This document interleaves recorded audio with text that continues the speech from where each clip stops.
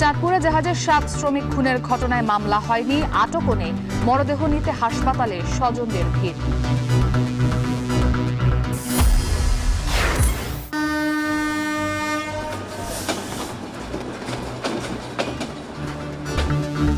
পদ্মা সেতু হয়ে মাত্র 4 ঘন্টায় ঢাকা। রাজধানীর সঙ্গে খুলনা, যশোর, বেনাপোলের ট্রেন চলাচল শুরু।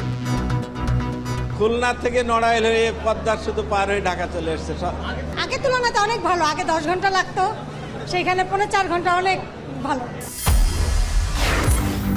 রপ্তানি খরচ বাড়ায় বিকল্প পথের খোঁজে তৈরি পোশাক ব্যবসায়ীরা, কমছে ক্রয়াদেশ, সক্ষমতা বাড়ানোর দাগে।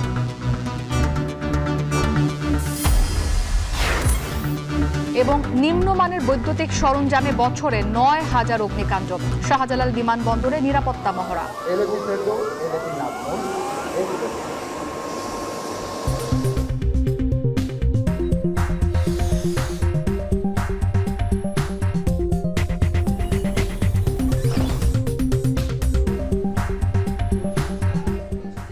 স্বাগত এখন ঢাকায়। পুরো আয়োজন আপনাদের সাথে আছি আমি ইসরাত মুক্তি।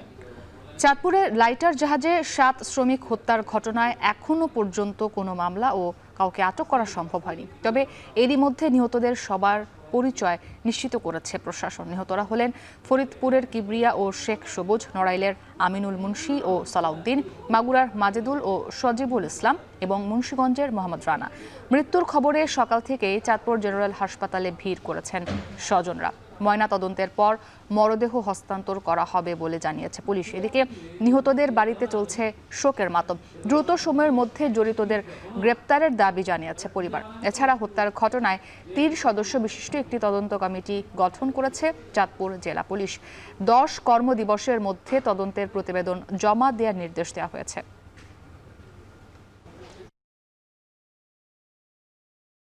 এমডি আল বাকেরা যেহেতু আব্বুর জাহাজি, তারপরে মনে করবেন যে আমরা জানতে পারলাম যে আব্বু জাহাজ দুর্ঘটনা ঘটছে। 1 বছর কাছে তুই আর বাজারে চাষ নে, সে আর নেই, সে মরে গেছে, এই জানি আমি, তারপর আর কিছুই জানি না। জাহাজেতেই মারা গেছে, আর কেউ তো নেই ইয়ার মতো। ফ্যামিলি কিভাবে চলবে? সে মারা গেছে, এখন তার পরিবার অসহায়। এটা যে করছে তার আমরা উপযুক্ত বিচার চাই। এ নিয়ে আরো জানাতে চাঁদপুর জেনারেল হাসপাতাল থেকে যুক্ত হয়েছেন তালহা জুবায়ের। তালহা, তদন্ত কমিটি কাজ শুরু করেছে কিনা জানাবেন, এবং এখনো মামলা না হওয়ার কারণ কি?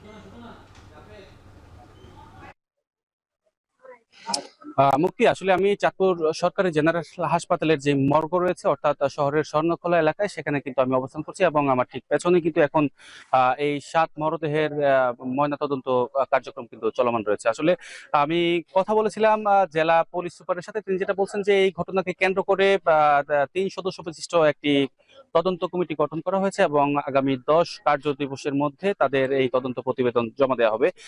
পাশাপাশি এই ঘটনাকে কেন্দ্র করে এখন পর্যন্ত আসলে যে মামলা করার কথা রয়েছে তা কিন্তু এখনো চলমান রয়েছে এবং তারা বলছেন যে মামলা কার্যক্রম সবকিছু করার শেষে এবং ময়নাতদন্ত শেষে কিন্তু যে মৃতদেহ রয়েছে তাদের স্বজনদের কাছে তাদের মৃতদেহ হস্তান্তর করা হবে।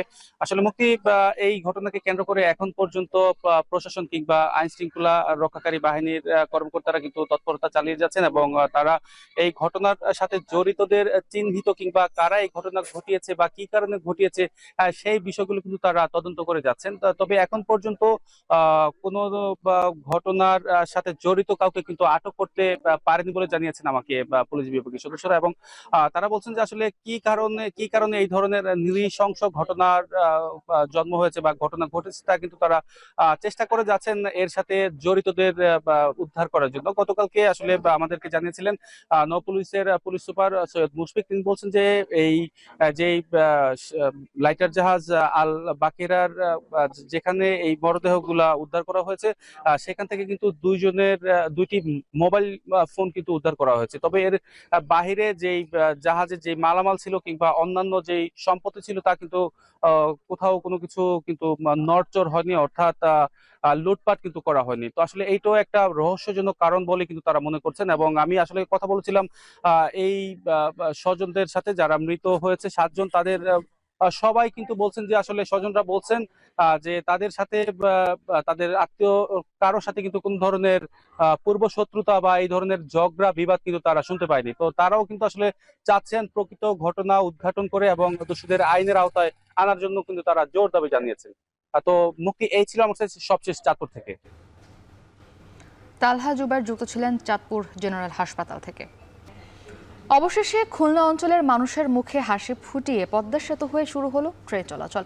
নতুন এই রেলপথে ঢাকা থেকে খুলনার দূরত্ব কমলো 212 কিলোমিটার, আর তাতে সাশ্রয় হলো দীর্ঘ সময়। এতে উচ্ছ্বসিত খুলনা, যশোর, বেনাপোল সহ এই অঞ্চলের যাত্রীরা।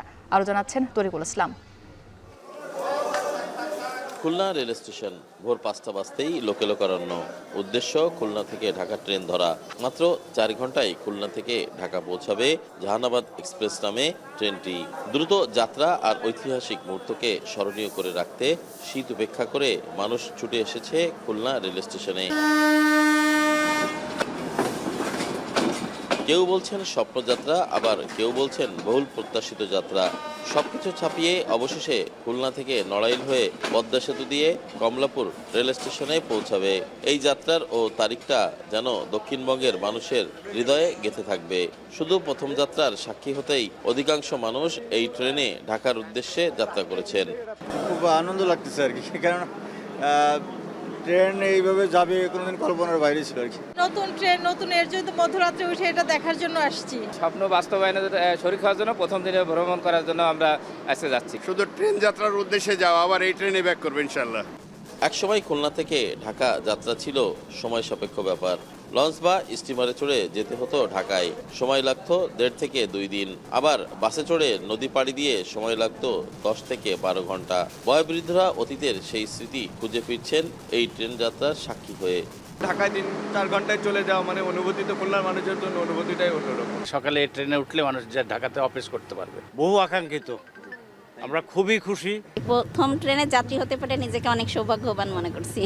খুলনা ঢাকা জাহানাবাদ এক্সপ্রেস ট্রেন যাত্রার সাক্ষী হয়েছেন রেলওয়ের ঊর্ধ্বতন কর্মকর্তারাও। খুলনায় ছুটে এসেছিলেন মহাপরিচালক সহ অনেকেই।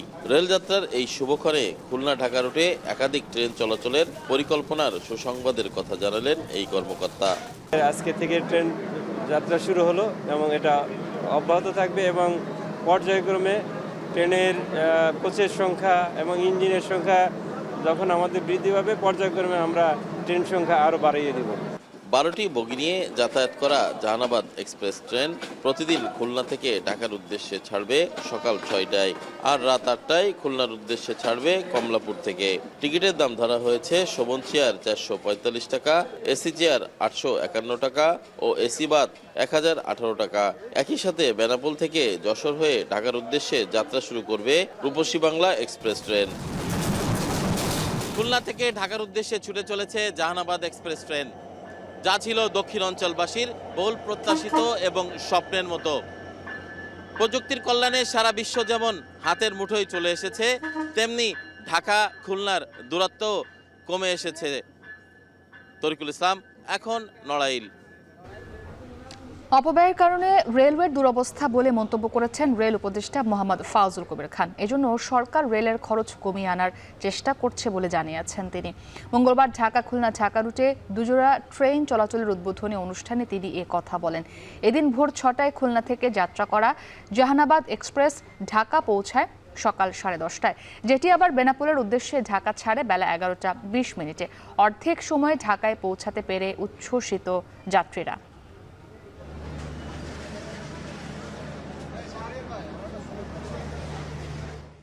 কম সময় লাগছে, এখন তো 4 ঘন্টারও আগে ঢাকা চলে আসছে।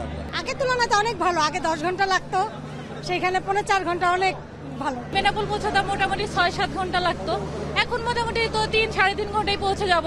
এটা আসলে আমাদের জন্য একটা খুশির সংবাদ বলা যায়। যেখানে থেকেই রাজস্ব পাওয়া যাবে, পণ্য কিংবা মানুষ পরিবহন করা যাবে, সেখানেই রেল থামবে। সবাইকে অনুরোধ জানাবো যে কিভাবে এটার খরচ কমানো যায়। এই খরচ যদি কমানো না যায়, এই ব্যয় যদি কমানো না যায়, তাহলে আমাদের যে রেল সেবা দেওয়ার আমাদের প্রত্যাশা, সেটা আমরা পূরণ করতে সক্ষম হব না। 54 বছরের পরিণত স্বাধীন দেশে এখনো অপরিণত জল কিংবা আকাশ পথের রপ্তানি অবকাঠামো। রপ্তানির চাপ মোকাবিলায় নেই শাহজালাল বিমানবন্দরের পূর্ণ সক্ষমতা, উল্টো ব্যয় বেড়েছে। তাই খরচ ও ঝামেলা কমাতে তৈরি পোশাকের ক্রেতারা বেছে নিচ্ছেন ঢাকার বিকল্প পথ। এক্ষেত্রে স্থানীয় ব্যবসায়ীদের হস্তক্ষেপের সুযোগ নেই বলে জানান গার্মেন্টস মালিকরা। মুন্নাফ রশিদের প্রতিবেদন। 70 দশকের শেষের দিকে দেশ থেকে প্রথম রপ্তানি হওয়া 10,000 পিস তৈরি পোশাকের বাজার এখন $4,500 কোটি ছুঁয়েছে, যা বর্তমানে মোট রপ্তানির প্রায় 84%।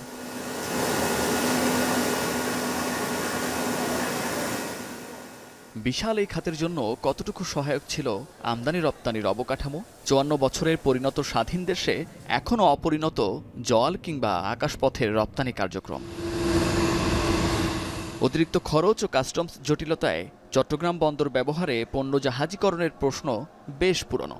দীর্ঘ সময় ধরে মধ্যপ্রাচ্যে অস্থিরতার পর সাগরপথে কমেছে পণ্য পরিবহন কার্যক্রম, ফলে হঠাৎ চাপ বেড়ে যায় আকাশপথে। আর জুলাই আগস্টের গণ আন্দোলনে রপ্তানি সংকটে পড়ে পোশাক খাত।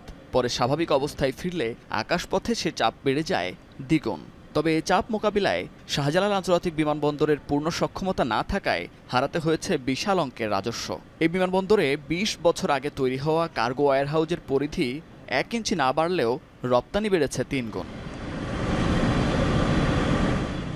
যেখানে অবকাঠামোগত সীমাবদ্ধতায় কালক্ষেপণ, পার্শ্ববর্তী দেশের তুলনায় পরিচালন ব্যয় বেশি হওয়ায় ঢাকার বিমানবন্দর রপ্তানিকারকদের জন্য ব্যয়বহুল। এছাড়া স্ক্যানিং ও ইডিএস মেশিন না থাকায় ঢাকার আকাশপথ ব্যবহারে কার্গো এয়ারলাইন্স যেমন মুখ ফিরিয়েছে, তেমনি অন্য পথ বেছে নিয়েছে বিদেশি ক্রেতারা। এক্ষেত্রে কলকাতা, কলম্বো আর সিঙ্গাপুরের নাম থাকলেও শীর্ষে রয়েছে মালদ্বীপ। ঢাকা থেকে কলকাতা হয়ে বিমানপথে প্রতি কেজি পণ্য পাঠাতে খরচ হয় $6 থেকে $6.5 পর্যন্ত। তবে মালদ্বীপের বিমানবন্দর ব্যবহারে কেজিতে খরচ পড়ে সর্বোচ্চ $4 পর্যন্ত, যেখানে সাশ্রয় প্রায় $2। তবে এক্ষেত্রে স্থানীয় ব্যবসায়ীদের হস্তক্ষেপের সুযোগ নেই বলে জানান গার্মেন্টস মালিকরা।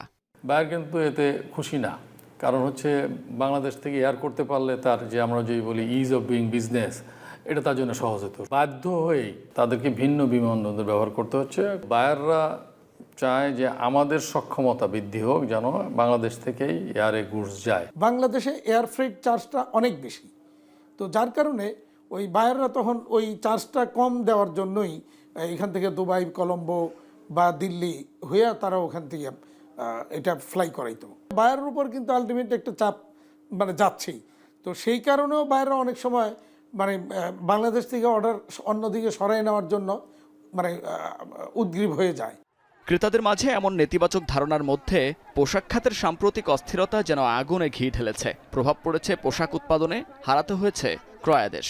অবশ্যই কিছু অর্ডার শিফট হয়েছে, বাট পরিস্থিতি যখন উন্নতি হবে বা উন্নতির দিকে যাচ্ছে, বায়ার কিন্তু আবার ঘুরে আসার চেষ্টা করবে, আসবে। যদি ওইখানে বায়ার বেটার প্রাইস বা ভালো সার্ভিস পায়, তাহলে কিন্তু তারা আর আসবে না। 20% সবসময় তারা হাতে রাখে। এই 20% তারা ওই সময়কার সিচুয়েশন বুঝে কোন দেশে পরিস্থিতি ভালো দিলে তাড়াতাড়ি এই অর্ডারটা উঠে আনতে পারবে এবং চার্জ কম পড়বে, এগুলি তারা তখন ক্যালকুলেশন করে কইরা ওই 20% অর্ডার ওইসব দেশে তখন শিপ করে ফেলে। ক্রয়াদেশ হারানোর বিষয়টি সাময়িক উল্লেখ করে অর্থনীতিবিদরা বলছেন, আকাশপথে রপ্তানি কার্যক্রম বাড়াতে বিমানবন্দরের সক্ষমতা বৃদ্ধির পাশাপাশি কাস্টমস সমস্যা সমাধানের তাগিদ তাদের। যদি আমাদের দেশের ব্যবস্থাপনা ভালো হতো এবং আমরা যদি আমাদের বিমানবন্দর ব্যবহার করে যদি এই এয়ার কার্গোগুলো পাঠাতে পারতাম, বাংলাদেশ দেখুন বাণিজ্যের দিক থেকেও আমরা খুব ভালো করতে না পারলেও আমরা কিন্তু যথেষ্ট একটা বড় বাণিজ্যকারী দেশ আর কি, আপনি রপ্তানি বাণিজ্য, আমদানি বাণিজ্য মিলিয়ে। কাজে আমাদের দেশেও কিন্তু ভালো বন্দর ব্যবস্থাপনা থাকতে হবে। আমাদের যে নতুন টার্মিনাল চালু হবে, আমি আশা করব সেখানে ব্যবস্থাপনা উন্নত হবে। কিছু অর্ডার অনেকে বলেছেন যে বিভিন্ন দেশে চলে গিয়েছে বাংলাদেশ থেকে, আমার কাছে মনে হয় যে ওগুলো ওইসব দেশে যে সাস্টেইন করতে পারবে না। তৈরি পোশাক খাতের নানা অস্থিরতার মধ্যে নভেম্বর পর্যন্ত ইতিবাচক ধারায় রয়েছে পোশাক রপ্তানি। গেল 2023-24 অর্থ বছরের তুলনায় এ সময় প্রবৃদ্ধি হয়েছে প্রায় 12.5%। মুন্নাফ রশিদ, এখন, ঢাকা। দেশে প্রায় ৬,০০০ কোটি টাকার ইলেকট্রনিক্স ও আলোক সরঞ্জামের বাজারের বড় অংশই নকল আর মানহীন পণ্যের দখলে। নেই কারো নজরদারি। অথচ ফায়ার সার্ভিস বলছে দেশে বছরে অন্তত ৯,০০০ অগ্নিকাণ্ড ঘটছে শুধুমাত্র নিম্নমানের বৈদ্যুতিক সরঞ্জাম ব্যবহারের কারণে। শোয়েব রহমান জানাবেন বিস্তারিত। কার্টুন থেকে বের হচ্ছে ব্র্যান্ড নিউ টেলিভিশন, ঝকঝকে স্ক্রিনে চালু হলো মিউজিক ভিডিও। চোখ আটকে গেল সনি লেখা জায়গাটায়। স্বাভাবিকভাবেই যে কেউ ধরে নেবে এটি বৈশ্বিক ব্র্যান্ড সনির টেলিভিশন। আদতে এটি সনি ব্র্যান্ডের কোনো টেলিভিশন নয়, শুধুমাত্র নামটি ব্যবহার করা হয়েছে সনির।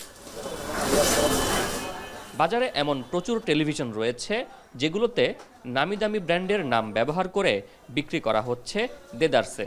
চীন থেকে আমদানি করা এসব টিভি ব্র্যান্ডের পণ্যের থেকে দাম অনেক কম, তাই অনেক ক্রেতা মারপ্যাচ না বুঝে নামি দামি ব্র্যান্ড ভেবেই কিনে নিচ্ছেন এসব পণ্য। এছাড়া হাসপাতাল, হোটেল, রেস্টুরেন্ট, ব্যবসা প্রতিষ্ঠান সহ অনেক জায়গায় চাহিদা রয়েছে এসব টিভির।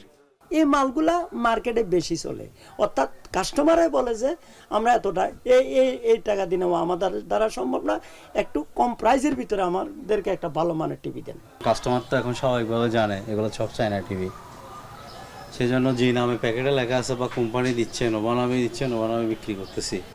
শুধু কি টেলিভিশন, বৈদ্যুতিক পাখার বাজারেও ক্রেতার সাথে চলে ইঁদুর বিড়াল খেলা। নামি দামি ব্র্যান্ডের লোগো বা নাম কাছাকাছি মিল রেখে তৈরি বৈদ্যুতিক পাখা চোখে পড়ে, যা নকল। আবার কিছু নামি ব্র্যান্ডের বৈদ্যুতিক পাখা না থাকার সুযোগে সে নামেই পাখা বের করছেন কেউ কেউ। কিন্তু এসব বোঝার সাধ্য কি ক্রেতার আছে? সনি যখন একটা রেজিস্টার্ড যখন হয়ে যায় তখন এই নামে কেউ বাইর করতে পারে না। যদি কেউ বাইর করে আপনি আশ্রয় নিতে পারবেন। এগুলো তার লাইসেন্স নাম দিয়ে লাইসেন্স বানাইছে, সনি দিয়ে লাইসেন্স করছে, লাইসেন্স অনুযায়ী মাল বানাচ্ছে। কেউ বলে বিক্রি করে, কেউ না বলে বিক্রি করে ধরেন জিনিসটা। এখন আপনি আমার কাছে চাইছেন অমন একটা ফ্যান ভাই ভালো কিনা। একই অবস্থা বৈদ্যুতিক বাতির বাজারেও। নামে বেনামে জ্বলছে বহু বাতি। সড়কের ধারে কোম্পানির প্রচারে কম দামে বৈদ্যুতিক বাল্ব দিয়ে জনসেবার খবর জানেন না এমন মানুষ খুঁজে পাওয়া ভার। তবে 100 ওয়াটের এসব বাল্ব আসলেই 100 ওয়াট আলো দেয় কিনা তা কি ক্রেতার জানা আছে? ওয়াট মেশিন দিয়ে যখন মাপবে তখন ওয়াট, লুমেন, পাওয়ার ফ্যাক্টর এগুলো একুরেট আসবে না। গেল অর্থ বছরে ইলেকট্রিক ও ইলেকট্রনিক্স পণ্যের বাজারে রপ্তানি বেড়েছে প্রায় 400 কোটি টাকা। 2022-23 অর্থ বছরে এসব পণ্যের রপ্তানির পরিমাণ প্রায় 1446 কোটি টাকা। বিশ্বের প্রায় 65টি দেশে ইলেকট্রিক ও ইলেকট্রনিক্স পণ্য রপ্তানি করেছে বাংলাদেশ। কিন্তু এর বিপরীত চিত্রও আছে। বাজারে switch, socket, multiplug, circuit breaker সহ অনেক পণ্যই নিম্ন এবং নকল বলে এক গবেষণায় উঠে এসেছে। এ যেন বাতির নিচেই অন্ধকার। পর্যাপ্ত তথ্য আসে, যেখানেই আসুক, চট্টগ্রামে উৎপাদন হলে তো ভালো, আমরা কার্যকরী ব্যবস্থা এখানেই দিব। আর যদি সারা বাংলাদেশের যেখানেই হোক, ঢাকা সহ যেখানেই এটার উৎপাদন হোক, আমাদের কাছে তথ্য দিলে আমরা আইনানুগ ব্যবস্থা গ্রহণের জন্য আমরা এটা ফরওয়ার্ড করে দেব। এদিকে নিম্নমানের এসব বৈদ্যুতিক পণ্যের কারণে আর্থিক ক্ষতির পাশাপাশি নানান দুর্ঘটনার শিকার হচ্ছেন ব্যবহারকারীরা। তথ্য বলছে বিগত বছরে 27,624টি অগ্নিকাণ্ডের ঘটনা ঘটেছে সারা দেশে। এর মধ্যে 9,813টি হলো বৈদ্যুতিক গোলযোগের কারণে, যা নিম্নমানের সামগ্রী ব্যবহারের কারণে হয়। নিম্নমানের বৈদ্যুতিক ওয়্যারিং যদি থাকে, এখানে যে কোনো সময় দুর্ঘটনার সম্ভাবনা থাকে। ফায়ার সেফটি প্ল্যানের করতে বলা হয়েছে এবং অনেক জায়গায় করা হয়েছে, কিন্তু স্ব প্রতিষ্ঠানের মালিকগণ এটার জন্য দায়ী। দেশে বৈদ্যুতিক সরঞ্জাম ও বাতির বাজার প্রায় 6,000 কোটি টাকার। এ বাজারে নকল পণ্যের রমরমা বাণিজ্য ঠেকাতে ব্যবস্থা নেওয়ার দাবি ক্রেতা ও ব্যবসায়ীদের।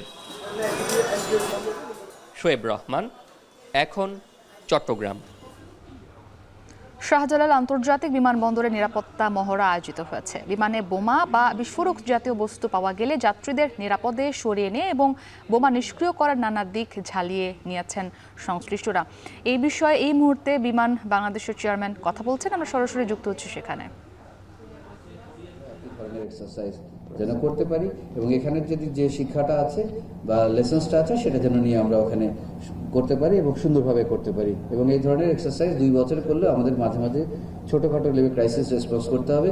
এবং আরও একটা জিনিস আমার মাথায় আছে, সেটা হলো আমরা সমস্ত সংস্থার প্রতিনিধি নিয়ে আমি বলবো মেম্বার নিরাপদ সিকিউরিটি এবং ইডি হজরত শাহজালালকে আমরা যেন ক্রাইসিস রেসপন্সের টেবিল টপ এক্সারসাইজগুলো করতে পারি। That also gives a very good, because আমি যখন জাতিসংঘে ছিলাম তখন এই টেবিল টপ এক্সারসাইজগুলো আমি সিনিয়র স্টাফ এভিয়েশন সেফটি ছিলাম, এই ধরনের এক্সারসাইজগুলো টেবিল টপগুলো আমি সারা সুদানে ঘুরে ঘুরে এগুলো করাতাম। তো ওখানে খুব ভালো রেজাল্ট দেয়, কারণ ওখানে রেসপন্সগুলো কী রেসপন্স হবে, কীভাবে করতে হবে, এই জিনিসগুলো খুব সুন্দরভাবে ফুটে আসে, যার ফলশ্রুতিতে এসওপি স্ট্যান্ডার্ড অপারেটিং প্রসিজার বাড়াতে অনেক সুবিধা হয়, কারণ যার যার সমস্যা ডিফিকাল্টিসগুলো ওখানে রিফ্লেক্ট হয়ে যায়। সো আমাদের এই ইমার্জেন্সি অপারেশন সেন্টারে আমরা এই টেবিল টপ এক্সারসাইজ বছরে 1-2টা যেন প্ল্যান করি সব সংস্থাকে নিয়ে, তাহলে আমাদের সংস্থাগুলোর ভিতরে পারস্পরিক যোগাযোগটা বৃদ্ধি পাবে এবং আমরা সুন্দর করে কাজ করতে পারবো। আরেকটা জিনিস সবাইকে বলছি, সব সংস্থা এখানে আছে, ছোটোখাটো ক্ষুদ্রতা না নিয়ে আমরা যেন বড় উদ্দেশ্যে সবাই কাজ করি।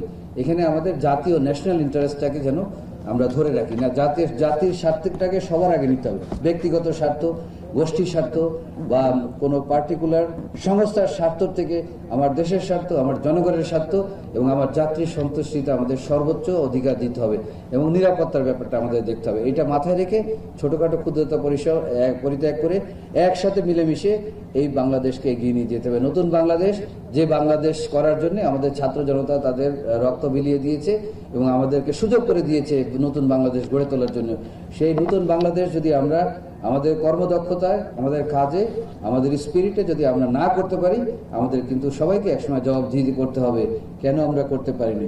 আমরা অবশ্যই করতে পারি এবং আমরা অবশ্যই করতে পারবো, আমাদের অন্য কোনো অপশনস নেই। এই বলে আজকে আমি আমার বক্তব্য এখানে শেষ করছি। আপনাদের সবাইকে অসংখ্য অসংখ্য ধন্যবাদ। ভালো থাকবেন, সুস্থ থাকবেন, সুন্দর থাকবেন এবং দেশের জন্য কাজ করবেন। শাহজালাল আন্তর্জাতিক বিমানবন্দরে নিরাপত্তা মহড়া বিষয়ে কথা বলছিলেন সিভিল এভিয়েশনের চেয়ারম্যান। আমরা এতক্ষণ সরাসরি যুক্ত ছিলাম সেখানে। খ্রিস্টান ধর্মাবলম্বীদের সবচেয়ে বড় উৎসব বড়দিন উদযাপনের শেষ মুহূর্তের প্রস্তুতি চলছে দেশে বিদেশে। চার্চ ও হোটেলগুলো সেজেছে আলোকসজ্জায়।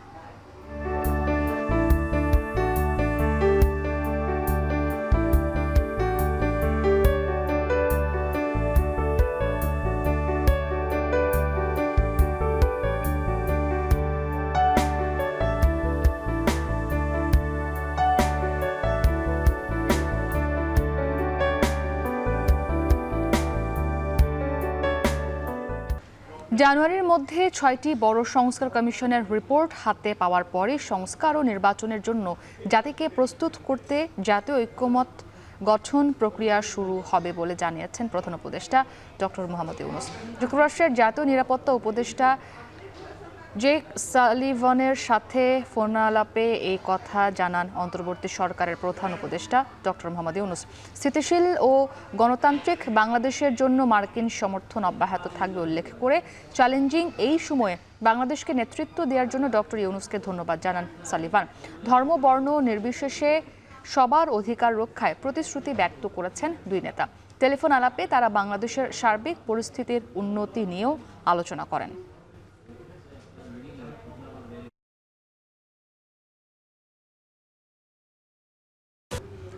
নির্বাচন ব্যবস্থা সংস্কার কমিশন শিগগিরই তাদের সুপারিশ সরকারের কাছে জমা দেবে বলে জানিয়েছেন কমিশনের প্রধান ডক্টর বদিউল আলম মজুমদার।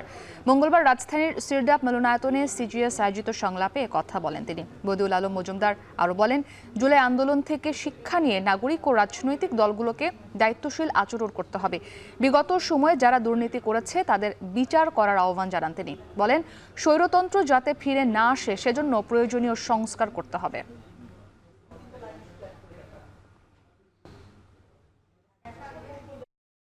ছয়টা সংস্কার কমিশন শিগগিরই আমাদের কমিশন সহ শিগগিরই আমরা আমাদের প্রস্তাব দেব।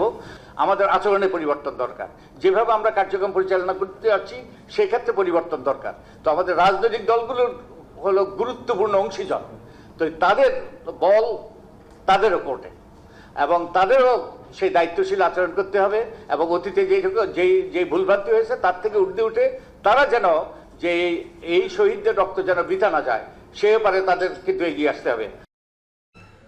জুলাই আগস্টের গণঅভ্যুত্থানে আশুলিয়ায় 6 জনের মরদেহ পুড়িয়ে ফেলার ঘটনার মামলায় ঢাকা 19 আসনের সাবেক সংসদ সদস্য সাইফুল ইসলাম সহ 4 পুলিশ কর্মকর্তার বিরুদ্ধে গ্রেপ্তারি পরোয়ানা জারি করেছে আন্তর্জাতিক অপরাধ ট্রাইব্যুনাল। পরে ট্রাইব্যুনালের প্রধান প্রসিকিউটর তাজুল ইসলাম বলেন, সাবেক প্রধানমন্ত্রী শেখ হাসিনাকে ফিরে আনা গেলে বিচার কাজ আরও সহজ হবে।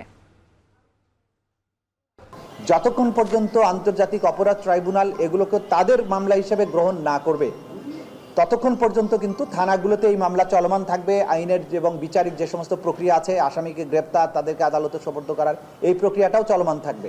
আমরা যখন মনে করব যে এখানে ক্রাইমস অ্যাগেন্সট হিউম্যানিটির অধীনে এই আসামিদেরকে ধরা দরকার, তাদের বিরুদ্ধে এখানে নিয়ে আসা দরকার, তখন আমরা যাব। কিন্তু ধরেন যেহেতু 56,000 বর্গমাইল জুড়ে এটা হয়েছে, এই গ্রাউন্ড লেভেল পর্যন্ত যেতে আমাদের সময় লাগবে। এই বিচারিক প্রক্রিয়ার অংশটাকে এক্সপেডাইট করার জন্য সরকারের পক্ষ থেকে নোট ভার্বাল দেওয়া হয়েছে, কূটনৈতিক চ্যানেলে তাকে ফেরত পাওয়ার জন্য চেষ্টা করা হচ্ছে। সুতরাং এইটা একটা ধারাবাহিক প্রক্রিয়ার অংশ, এখানে আমার মন্তব্য করার কিছু নেই। আমরা চাইবো সরকার এই কাজের মাধ্যমে সফল হয়ে তাকে যদি আমাদের কাছে আনতে পারেন তাহলে বিচারটা আরও ভালোভাবে করা সম্ভব হবে। রাজশাহী অঞ্চলে কৃষির উৎপাদন বাড়াতে কৃষি ঋণের বরাদ্দ 38,000 কোটি টাকা, কিন্তু ঋণ প্রক্রিয়ার নানা জটিলতায় সরকারি এই সুবিধা না পাওয়ার অভিযোগ কৃষকদের। তাই অনেকটা বাধ্য হয়েই 4% পরিবর্তে 5 গুণ বেশি সুদে ঋণ নিতে হচ্ছে কৃষকদের। এমন অবস্থায় ব্যাংকগুলোকে কৃষি ও পল্লী ঋণ নীতিমালা অনুসরণের পরামর্শ বাংলাদেশ ব্যাংকের। রাকিবুল হাসানের প্রতিবেদন।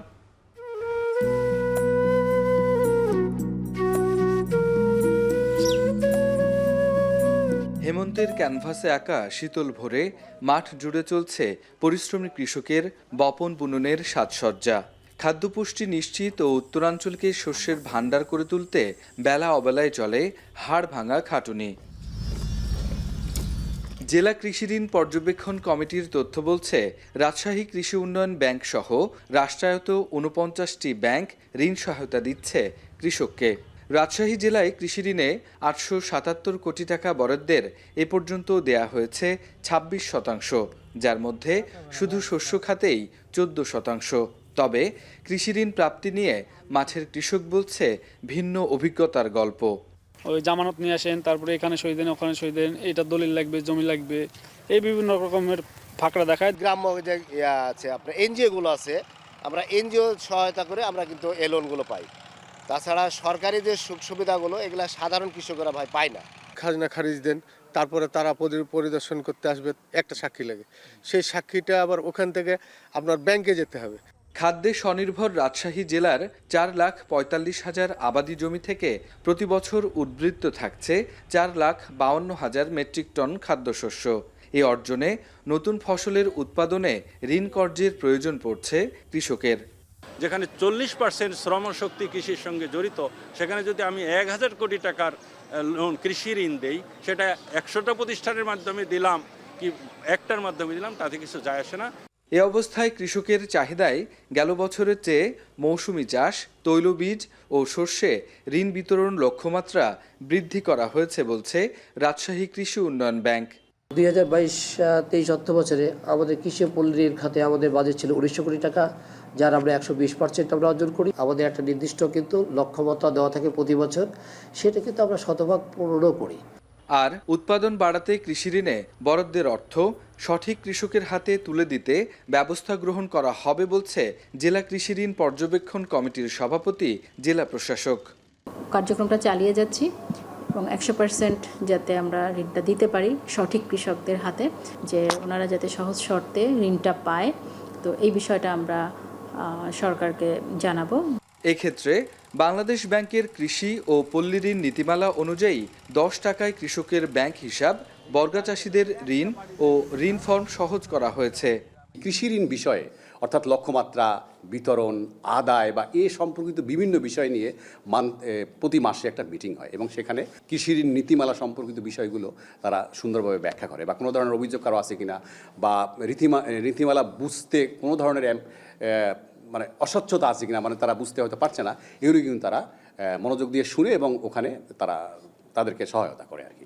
কৃষি ঋণ বিতরণে রাজশাহীর 49টি ব্যাংক গেল সেপ্টেম্বরে নিজেদের বরাদ্দের সর্বনিম্ন 17 থেকে সর্বোচ্চ 95% পর্যন্ত ঋণ দিতে সক্ষম হয়েছে। কৃষি ঋণ দেয় না তো আমাদেরকে, গরিব দুঃখিনীরকে দেয় না। তারা কীভাবে? রাজশাহী জেলায় এমন 1972টি গ্রামে অশ্রেণীভুক্ত এবং ভূমিহীন কৃষকের সংখ্যা 1,19,000, যেখানে ঋণের প্রয়োজন থাকা সত্ত্বেও তারা ঋণ পাচ্ছেন না। সেখানে 4% সুদের হারের পরিবর্তে 5 গুণ বেশি সুদ দিয়ে ঋণ গ্রহণ করতে হচ্ছে এমন বর্গা চাষিদের। তাতে এই উৎপাদন খরচে যেমন প্রভাব পড়ছে, একইভাবে প্রভাবিত হচ্ছে বাজার মূল্যে বিভিন্ন পণ্যের। রাকিবুল হাসান, এখন, রাজশাহী। কাল খ্রিস্টান ধর্মাবলম্বীদের সবচেয়ে বড় উৎসব বড়দিন। দিনটিকে ঘিরে রাজধানীর চার্চগুলোতে এখন সাজ রব। বড় বড় হোটেলগুলো সেজে উঠেছে আলোকসজ্জায়। এভাবেই নানা আয়োজনের মধ্য দিয়ে বড়দিনের প্রস্তুতি নিয়েছে রাজধানীবাসী। শম্পা বিশ্বাসের প্রতিবেদনে বিস্তারিত।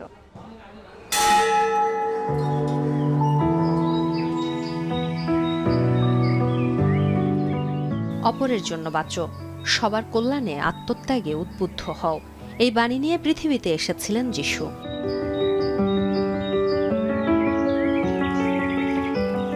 ঈশ্বরপুত্র যিশুকে বরণে কোনো কমতি রাখতে চান না খ্রিস্টান ধর্মাবলম্বীরা। বড়দিন উপলক্ষে রঙিন কাপড় আর আলোকসজ্জায় সাজানো হয়েছে রাজধানীর চার্চগুলোকে। প্রস্তুত করা হয়েছে গোয়ালঘর, শেষ হয়েছে অন্যান্য প্রস্তুতিও।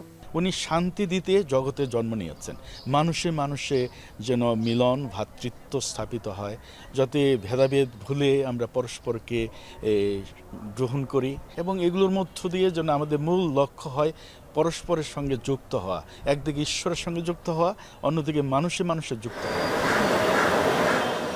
শুধু চার্চ নয়, বড়দিন উপলক্ষে চার্চের সামনের দোকানগুলোতেও সাজ রব। জমে উঠেছে বেচা কেনা, তবে গতবারের চেয়ে এবার বিক্রি কিছুটা কম। একটু বেশি দাম, সবার জন্য সমস্যা। ক্রিসমাস ট্রি আছে, আরও অনেক কিছু ডেকোরেশন। 10 তারিখ থেকে 20 তারিখের মধ্যে খুব ভালো বেচা কেনা হয়, আর 24 তারিখ রাত্রে একটু হয়। এ তো গেল বাইরের খবর। বড়দিনে রাজধানীবাসী তাদের অন্দরমহল কতটা সাজিয়েছে তা দেখতে গিয়েছিলাম বার্নার্ড রসির বাসায়। স্ত্রী সিলভিয়া তখনও বড়দিনের শপিংয়ে ব্যস্ত থাকায় বন্ধুকে নিয়েই ঘর সাজানোর কাজটি সেরে ফেলেছেন তিনি। ক্রিসমাস ট্রি, রং বেরঙের রিবন, সান্টাক্লজ, কেক আর টুনিবাতি, সব মিলিয়ে বড়দিনের চমৎকার আয়োজন করেছেন রসি। ঈশ্বরের কাছে কখনোই কিছু চাই না, আমি একটাই চাই যে আমার আপন মানুষরা যেন বহুদিন আমার চোখের সামনে বেঁচে থাকে। বড়দিন উপলক্ষে এবারেও রাজধানীর তারকা হোটেলগুলোতে রয়েছে নানা আয়োজন। ঢাকার 2টি তারকা হোটেল গতকাল পর্যন্ত বড়দিনের কেকের প্রি অর্ডার পেয়েছে 900 কেজির বেশি, যার বাজার মূল্য প্রায় 50 লাখ টাকা। 25 তারিখে ক্রিসমাস ডে ব্রাঞ্চ এবং ক্রিসমাস ডে ডিনার, সাথে আমরা আয়োজন করতে যাচ্ছি সবার জন্য ক্রিসমাস ক্যারল। ক্রিসমাস ইভে আমাদের বাই ওয়ান গেট ওয়ান, বিভিন্ন কার্ডে বাই ওয়ান গেট 3 অফার আছে। সো আমরা অলরেডি অনেক বুকিং পেয়ে গেছি, মানে লট অফ রেসপন্সেস আর কি। রাজধানীর তারকা হোটেলগুলোতে বড়দিন উপলক্ষে রয়েছে buy one get one offer সহ বিশেষ ক্রিসমাস কার্নিভাল। এছাড়া শিশুদের জন্য রয়েছে নানা আয়োজন। প্রেম আর ভ্রাতৃত্ব, এই মূলমন্ত্র পৃথিবীতে ছড়িয়ে দিতে প্রভু যিশুর জন্ম হয়েছিল। খ্রিস্টান ধর্মাবলম্বীরা বিশ্বাস করেন যিশু তাদের সঙ্গে ঈশ্বরের পুনর্মিলন ঘটাবেন আর পৃথিবীতে ছড়িয়ে দিবেন শান্তির বার্তা। তাই তো সারা বছর ধরে যিশু ভক্তরা অপেক্ষা করেন বড়দিনের। শম্পা বিশ্বাস, এখন, ঢাকা। এদিকে বিশ্বের বিভিন্ন দেশে চলছে বড়দিন উদযাপনের শেষ মুহূর্তের প্রস্তুতি। বড়দিনের বিশেষ চরিত্র গ্রিঞ্চের অবয়বে সেজে অপরাধীদের ধরছেন পেরুর পুলিশ। আবার তেল আবিবের রাস্তায় আন্দোলনে যোগ দিয়ে ট্রাম্পের পুতুল নিয়ে ঘুরছেন এক শিল্পী। আশা, জিম্মিদের মুক্ত করার মাধ্যমে ইসরায়েলিদের সবচেয়ে বড় উপহার দেবেন নবনির্বাচিত মার্কিন প্রেসিডেন্ট। সংযুক্ত আরব আমিরাত ও মিশরের মতো মুসলিম দেশগুলোতেও রয়েছে নানা আয়োজন। বাকিটা জানাবেন নাফিয়া আরমান মনন। বড়দিনের বিশেষ চরিত্র গ্রিঞ্চের অবয়বে হাতে হাতুড়ি নিয়ে এগিয়ে যাচ্ছেন এক ব্যক্তি। ঘরের দরজা ভাঙার সঙ্গে সঙ্গেই গ্রিঞ্চ ঝাঁপিয়ে পড়লেন মাদক চোরা কারবারিদের ওপর। প্রথম দেখায় সিনেমার দৃশ্য মনে হলেও পেরুতে বাস্তবে ঘটেছে এই ঘটনা। হলিডে সিজনে এভাবেই বিভিন্ন চরিত্রের পোশাক ও অবয়বে কাজ করছে পেরুর বিশেষ পুলিশ ইউনিট টেরনা গ্রুপ। লাতিন আমেরিকার দেশটির মতো বড়দিনের আয়োজনে মেতেছে পুরো বিশ্ব। এই যেমন মধ্যপ্রাচ্যের মুসলিম দেশ সংযুক্ত আরব আমিরাতে চলছে উইন্টার ফেস্ট। দুবাইয়ের আল বারারিতে বিশেষ এই আয়োজনের জন্য মরুময় প্রান্তর ঢেকে ফেলা হয়েছে বরফে।